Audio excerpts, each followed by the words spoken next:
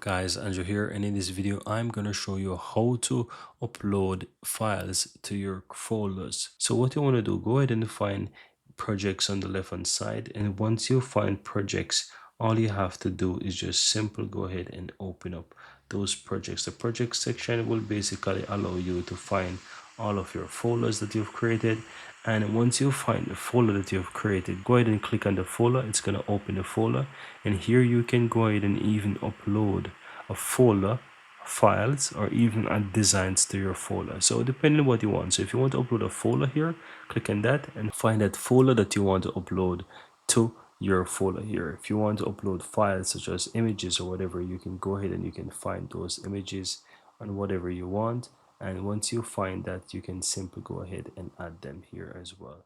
And that's it, guys. Depending on whatever you want, go ahead and click on it, upload the image, and it will be uploaded to that folder. And that's it.